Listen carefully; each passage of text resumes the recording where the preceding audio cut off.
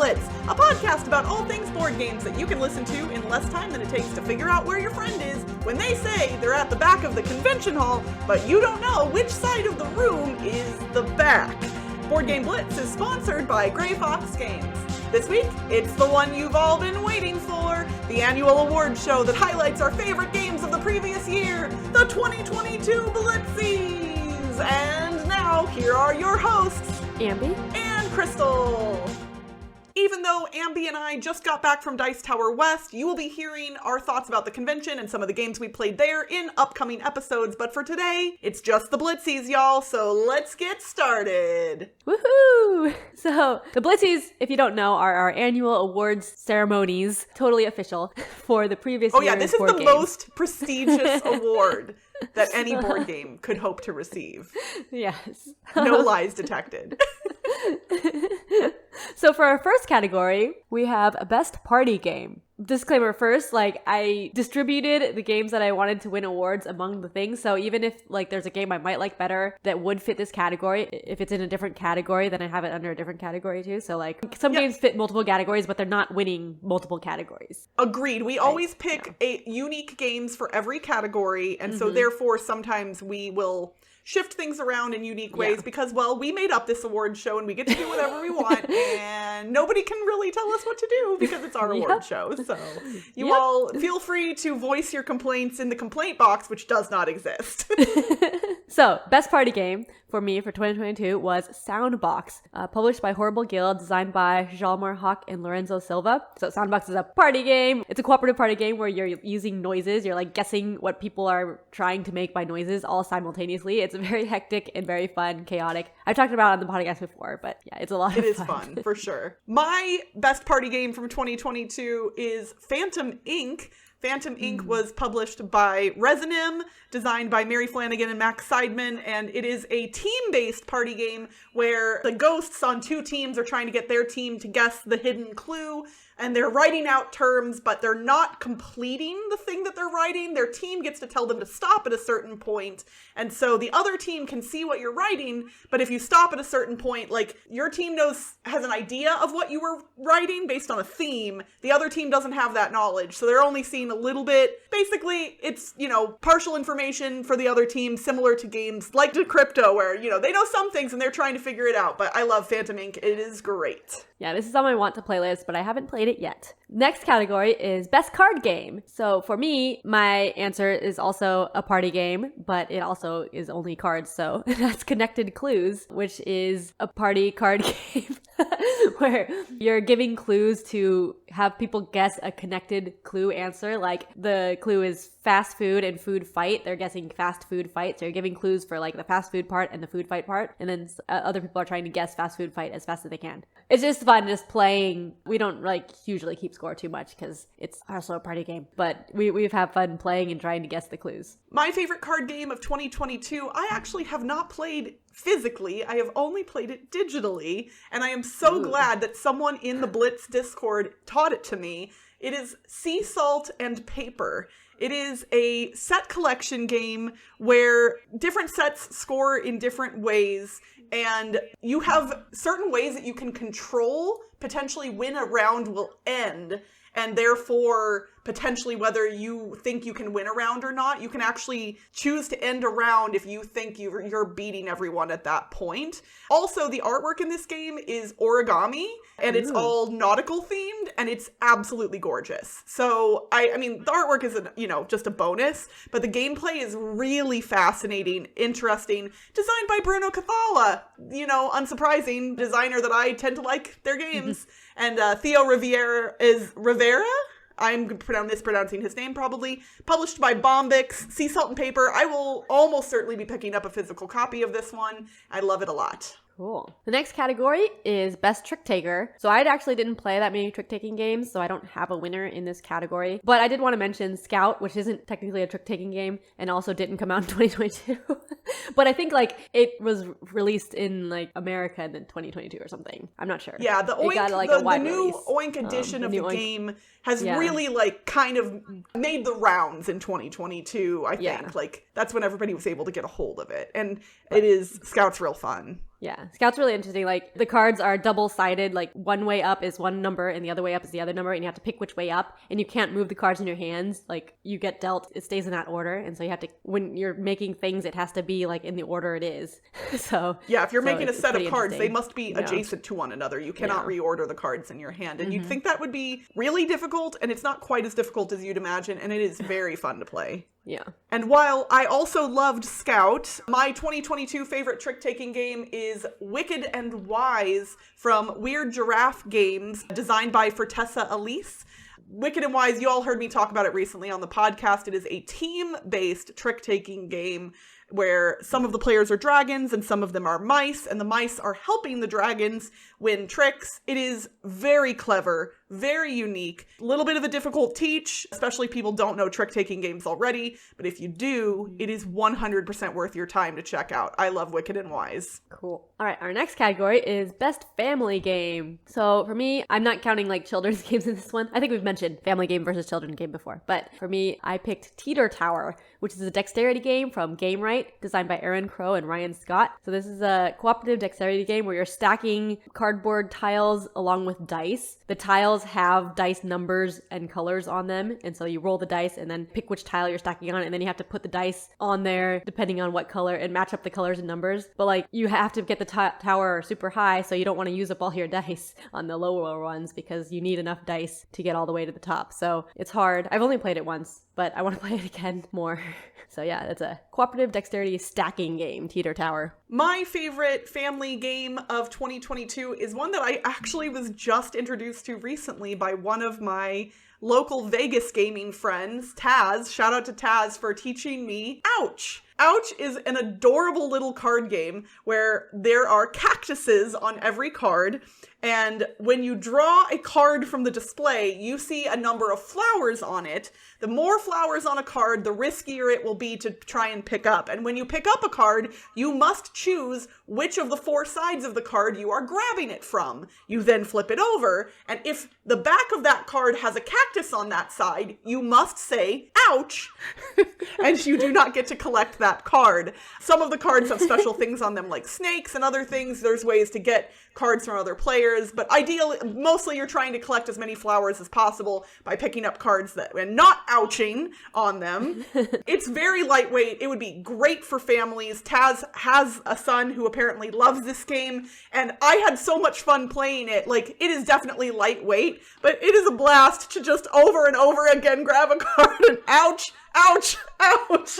Like, so much fun. I loved it. Designed by Romain Katerjan and same co-designer as Sea Salt and Paper, Theo Riviere, published by DeVere. So maybe I should start looking at Theo's games and see what he's been up to, because apparently I like his stuff as well. So that's Ouch. The next category is Best Cooperative Game, and for me, that is Kites, which was designed by Kevin Hamano and published by Floodgate Games. So this is actually, I think, my runner-up for Best Game of 2022, my favorite game. But Kites is a real-time cooperative game, which, if you know me, I love real-time cooperative games. But you're playing these kite cards, you're trying to get rid of the deck of cards, but there's sand timers, so each time you play a card, you have to flip over the matching sand timers, the colored sand timers, and you don't want any of them to run out. And they're all different lengths of time, and so it's just like hectic playing cards, trying to make sure they don't run out, and like trying to make sure you have the right colored cards and that other people play the right cards too. So I've only played 2 players, but I want to play with more players. I just got it. So yeah, Kites. Well, my best cooperative game of 2022 is also the game that was in the running for my best game of 2022. So that's kind of ironic. Honestly, my best game of 2022 was a big toss-up for me, but my best co-op game is going to be Return to Dark Tower from Restoration Games, designed by a whole bunch of people, including Rob Davio, Isaac Childress, Tim Burrell-Saward, Noah Cohen, Brian Neff, and Justin D. Jacobson. Y'all, you've heard me wax poetic about Return to Dark Tower multiple times, from when it was still in development to after it got released. I love it. It's amazing. I teach it. I play it. It's great. I don't need to say much more about it. It's the best. That's Return to Dark Tower, my favorite co-op. I want to try this at some point. I still haven't played it, but it's a longer game, so yeah, it definitely is. And I don't own it, so. All right, next category is best roll and write game. So for me, this is kind of weird because I actually haven't played it, the published one, but Bargain Basement Bathysphere was published in 2022, designed by Scott Slomiani and published by WizKids. But I had played the free print and play version, which was made available, like, I don't remember when exactly, but yeah, it's an older game and it was available as a free print and play. So I'd played part of that and I really liked it. But it's basically you're going through a submarine, trying to go down, not run out of oxygen, not die, and you're trying to like collect things on the floor, and you're like rolling and going down and then going back up. And it's a campaign, like legacy game. So in the print and play, it's just each game is a page of paper. And then in the published version, there's 3 different sheets or something, and like whiteboards and stuff, and lots of different things. And I think it's different. So I haven't played the published version, but I assume it's also very good. And did you say the published version is by WizKids? Yeah, WizKids. Well, apparently WizKids is doing some good work in the roll and write space because my favorite roll and write of 2022, also published by WizKids, and this will come as no surprise to anyone, it's Star Trek Super Skill Pinball by Jeff Engelstein. Y'all know I love Star Trek, I love pinball, and I love the board game that basically emulates pinball. It is wonderful. The Star Trek theme is great. Jeff did such an amazing job implementing thematic elements of Star Trek into these really unique pinball tables, from trying to complete the Kobayashi Maru to having gravity flip upside down when you're doing the lower decks table. It's amazing, and if you like pinball or Star Trek, you should give it a look. Cool. All right, next category is best theming, which for me is Ready, Set, Bet, designed by John D. Clare and published by AEG. So Ready, Set, Bet is a horse racing game, but it's a betting game. So like you're betting on horse races. There's an app or a person like running these horses that go by dice rolls, and then you're real-time betting on the horses and like trying to bet on different things, different odds and stuff, and just trying to get money. You don't really lose much money, so I guess that part's not super thematic, but it does feel pretty thematic, like, because it gets very hectic, like betting, and you're all just rooting for the horse that you bet on, and you can just go all in on the horse, bet all the odds, and like hope your horse wins.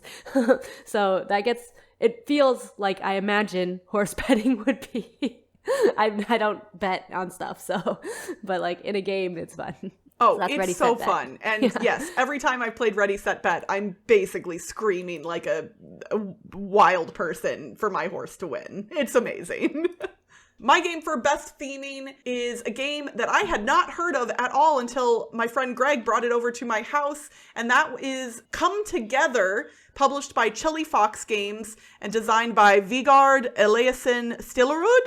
Come Together is a game where players are building and running a 1960s outdoor music festival. So kind of a la Woodstock or, festivals of that ilk. It's a worker placement game where you are attracting guests and putting on different acts. And it's neat because the workers don't activate when you place them. Like other players or you have to activate the location where your workers are at to get them to go. It's got some really unique mechanisms. The theming is great. The production quality is absolutely fantastic. And I have heard no one talking about this game, probably because it's hard to get. Chili Fox games do tend to not get great distribution in the States. So if you have a chance to pick up a copy of this, if you come across it, take a look at Come Together. I really enjoyed it. And the theme comes through very strong. Yeah, I hadn't heard about it before today either. All right, next category is biggest surprise. And for me, my definition of surprise is a little different, but for me, the biggest surprise was Salad Master, which is designed by Yu Miyazaki and published by Bonso Inc. So Salad Master is a Taiwanese game. It's a trivia educational game. You have different cards that are different vegetables, and it has like calories and like different stats on them that you don't see, and you're trying to like place the card that is the most calories or like some category that someone picks. And so what was surprising for me is that it's a Taiwanese game, and my husband's Taiwanese, and like it had like Chinese characters for the words, but it had like the actual Taiwanese pronunciation written out and romanized. So like Taiwanese language isn't very common. So my husband like knows Taiwanese, and so like that he was very excited to see that. So that was very surprising for us to see like the Taiwanese romanization in a game. My biggest surprise of 2022, it theoretically shouldn't have been surprising, but it was. It was Planet Unknown, designed by Ryan Lambert and Adam Rayberg from Adam's Apple Games. So, Planet Unknown, space-themed, polyomino tile laying. It's from the first game of this board game publisher. No hate. A lot of board game publishers have come out of the gate with really good games, but obviously, I tend to be skeptical of a publisher's first game, especially when it's a Kickstarter. And this one was. And so I went in skeptical, right? Like a very common theme, a very common overused mechanism. I love polyominoes, don't get me wrong, but there's a lot of games with them. So you got to do something special to get my attention. Well, they did. It's awesome. I love Planet Unknown. I've played it in person a bunch of times. I've played it digitally a bunch of times, and I don't get sick of it. It's really, really neat. The Lazy Susan in the middle of the table that lets everybody pick tiles at the same time keeps the action snappy. All the simultaneous turns are great. I cannot recommend this one enough, honestly. It's super amazing. So yeah, that's Planet Unknown, my biggest surprise. Cool. That's another one that I still haven't played. I haven't played a lot of 2022 games, just like last year. Did you actually count how many games from 2022 in total you played? Yes, but I don't remember what it was. It was like maybe 30 to 40. Yeah, I played 46, at least 46 games that were released in 2022, and that kind of surprised me.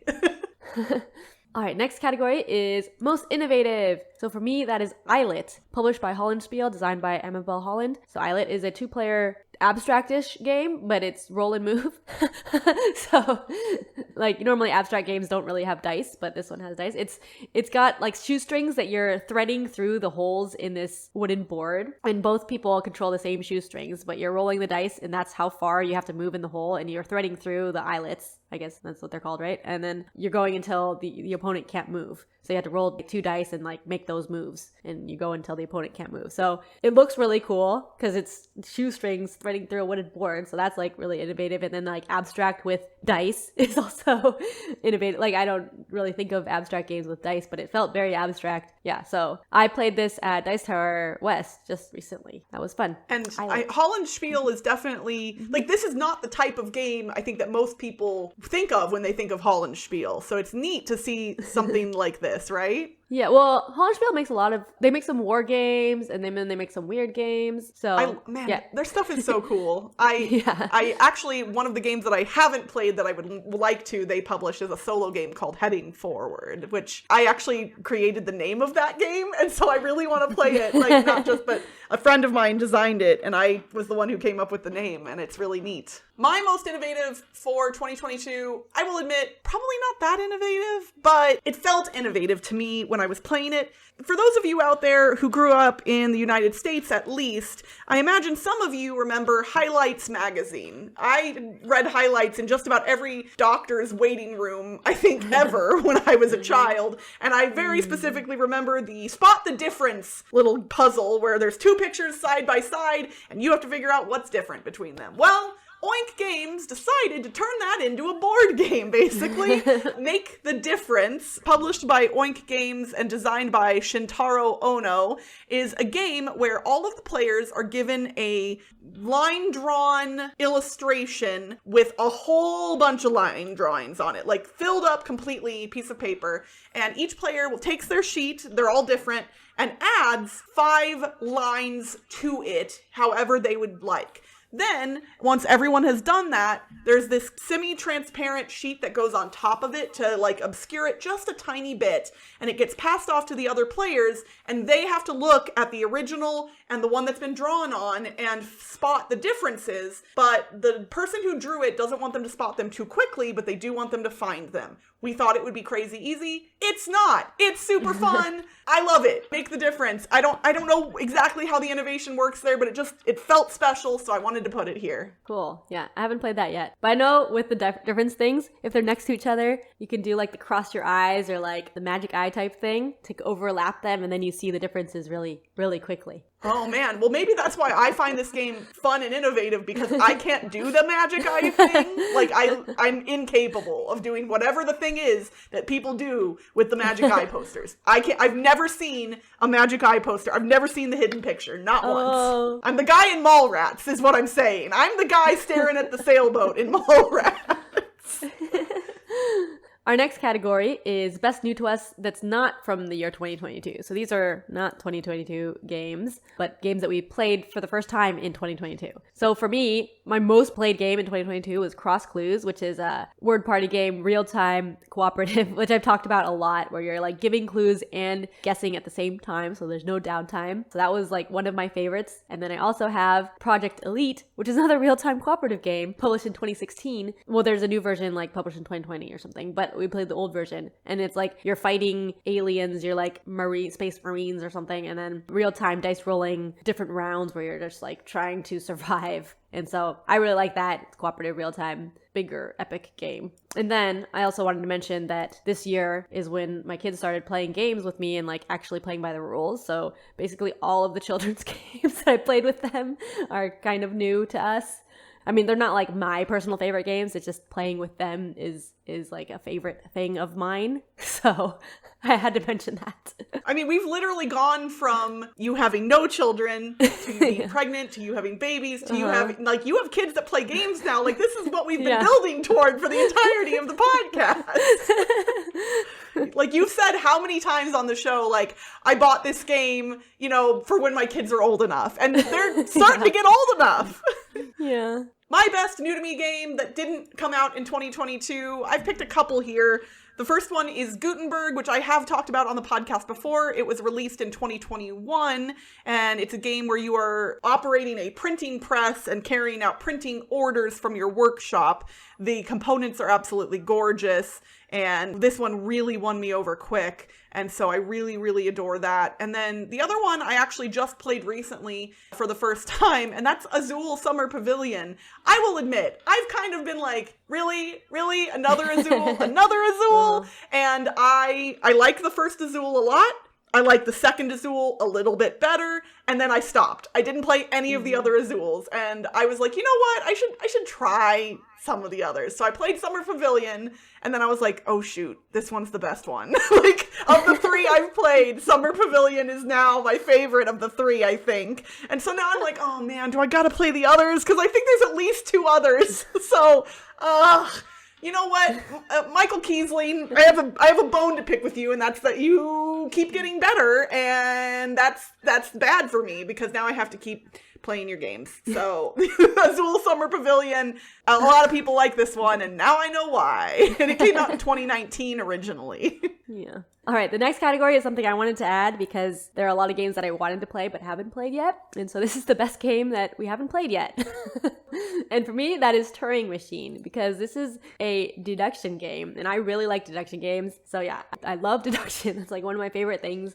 And Turing Machine is a deduction game where you're like trying to figure out a code, and it has like little cards that you put in, and it works kind of like a punch card computer, which is really neat. But like you have to figure out clues and like put it through the cards to see if your clues are valid or something, and then you figure out the code after that. And I heard it's really good solo, but I'm not sure if like I would want to play solo because I like play video games solo, but like maybe I would like it solo. I don't know. But yeah, still my favorite game that I haven't played yet is Turing Machine. And for me, I threw three on this list. They are all games that came out in 2022 that I want to play and haven't yet. Paperback Adventures. I like story-based games, and I like paperbacks. So that one seems like one that I will probably enjoy. Ahoy, which is from Leader Games, and I tend to like their stuff quite a bit. And then the last one is the third edition of Betrayal House on the Hill, because, you know, even though I have been burned by betrayal content in the past, I still apparently can't get enough. And so while I probably won't buy it, I do want to try it at some point in the future. All right, and finally, our favorite game, or best game of 2022 is this category. And for me, if you might remember from the last category, I like deduction games, and I also like cooperative games, because I've talked about a lot of cooperative games on my list. But my favorite game is Decorum, published by Floodgate Games, designed by Harry Mackin, and Drew Tenenbaum. So Decorum is a game of passive-aggressive cohabitation. So it's a deduction game where you're decorating a house, and each person, it's cooperative. Each person has like different conditions for the house, and there's like different colors of different items that you have to put throughout the different rooms of the house. Like you have conditions, and you can place things and take them off and you have to make sure that all the conditions are met, but you don't know what other people's conditions are. So you're just like taking things off, and then everyone else is saying like, no, I don't like that, or like, oh, I do like that, and you're trying to like win. So I really like it. I like the deduction. I like that limited communication. Like I really like cooperative limited communication deduction games. So this is like my game, is Decorum. So yeah, that was my favorite game of 2022. And my number one game of 2022, probably not surprising, it's Artisans of Splendent Vale from Renegade Game Studios, designed by Nikki Valens. Y'all, I adore this game with my whole heart. I have not finished the entire campaign yet, but I am more than halfway through it, and it continues to impress. It's cooperative, it's an adventure, it is diverse, it is lovely. It has so many unique, funny, emotional, like there's so much packed into this game that I can't even really convey to you. I love it. Nikki, thank you. Like for real. It's such an amazing game. And I know that this type of game is not for everyone, but it's definitely for me. So that's my number one game of 2022, Artisans of Splendent Vale. Yay. All right, and before we talk about what we're looking forward to in 2023, we wanted to mention what we were looking forward to last year. So last year we talked about what we were looking forward to in 2022. So I talked about 5 games. I mentioned Familiar Tales, Cryptid Urban Legends, Paint the Roses, Exit Lord of the Rings, and Weather Machine, and I actually played 3 of those 5 games. I played Cryptid Urban Legends, Paint the Roses, and Weather Machine. And actually when I mentioned Cryptid and Paint the Roses, I was saying that lots of deduction games were coming out, and I didn't even know about like Decorum yet or Turing Machine, and those ended up being like, woo, way up high on my list. But I was actually disappointed by Paint the Roses. And then Cryptid Urban Legends didn't end up being a deduction game. That was an abstract game, so not what I expected. And then Weather Machine I did play, and I mentioned on the podcast before. And then Familiar Tales I still haven't played, and I think I mentioned that I wasn't sure when I would be able to play it, and I'm still not sure when I would be able to play it. And then Exit Lord of the Rings I just haven't played it yet. It's sitting in a shrink, ready to be played soon. And the games that I mentioned last year were Voices in My Head and Artisans of Splendent Vale. So apparently last year, well, first off, I played both of those games this year. Obviously, I like Artisans quite a bit. And Voices in My Head, I also got to play and I enjoyed. I think it was a little more weird and quirky than I think I was looking forward to. I did not dislike it, but it's not one that's going to be hitting the table a ton for me. But yeah, I said I wanted to go on big adventures, and this year I played Artisans of Splendent Vale, I played Lands of Galzir, I've been digging into Descent Legends of the Dark that came out back in 2021, the big box new edition of Descent. So I've definitely been going on big adventures in some of my board games and really enjoying it. Yeah. And then for 2023, what we're looking forward to, I have another big list of games that I probably won't get to play. Hey, it's always good to be optimistic, you know? Yeah. So there's Noobs in Space, which is published by Cosmos. It's another limited communication cooperative game, so I love those. And then there's a couple Lord of the Rings games. I don't know why there's so many Lord of the Rings themed games coming out, but Lord of the Rings Adventures to Mount Doom is by Cosmos, and then Lord of the Rings Adventure Book game is by Ravensburger. So those are both cooperative games themed around Lord of the Rings, and I love Lord of the Rings, so those are on my want to play list. And then Sky Team by Scorpion Masqué is a cooperative 2-player. You're co-piloting and piloting a airplane and try to get it landing. So it's like a 2-player limited communication cooperative game. So that sounds really neat, and like the theme sounds really neat too, and I really want to play that. And then a couple of games just got announced by Funko Games in the Disney themed. There's Disney Animated, which is a cooperative Disney themed game where you're like making the old classic cell shaded Disney animated movies, and it has like transparent cell shading cards that look really neat. And then also Disney Pixar Cars Launch and Race game, which is for 3-year-olds. It's in the Cars movie. My kid loves Cars, so, or one of them loves Cars, so yeah, I'm excited for that one for him. There are a few games that I'm specifically looking forward to in 2023. The first one is Iron Forest, which is from Brain Games. It is kind of the spiritual successor to Ice Cool. It is a flicking game, but it's multi-leveled, and I've, heard a lot about it, but I've never really seen it in person kind of yet, and it's supposed to be coming out this year. I didn't back it on Kickstarter, but I definitely want to try it when it comes out.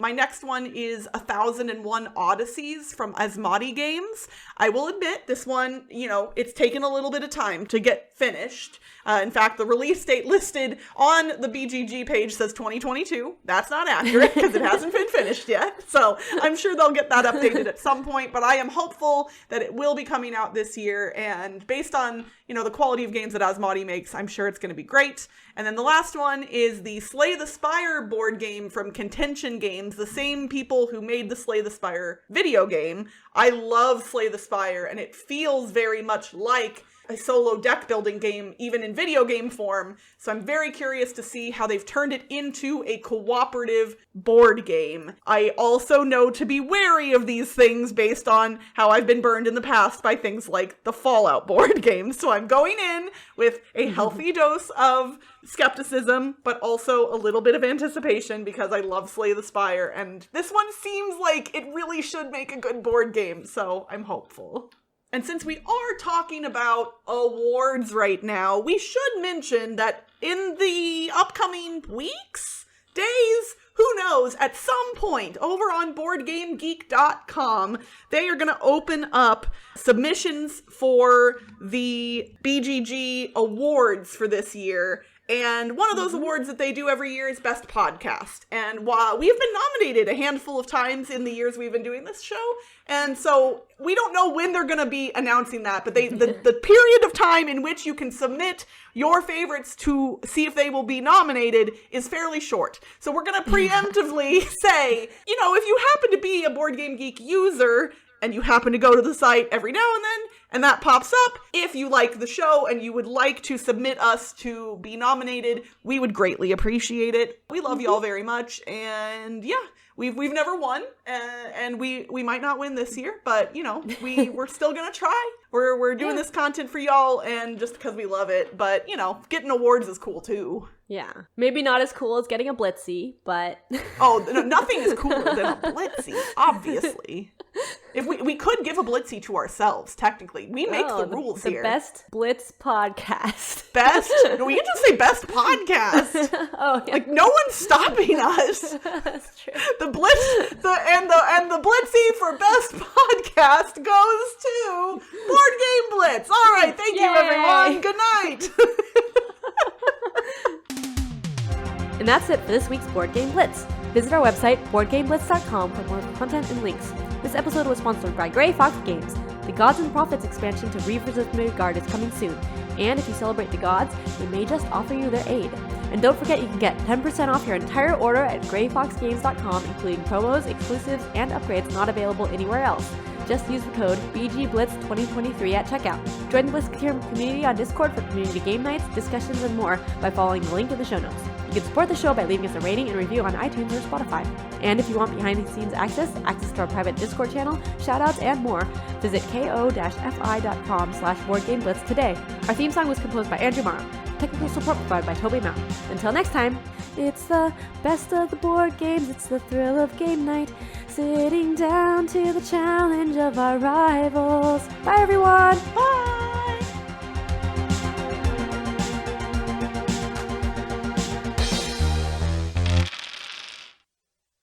Do you always want to go you first, me after, or do you me first, you first? Yeah. That's what I almost said. Yeah. Or do you want to switch back and forth, or? Oh, we can assume me first, you first. Me first, you second. Okay, cool. Just both go at the same time. We just go 1, 2, 3, name our game. Yes, let's do that for the whole episode. I'm sure it'll be great.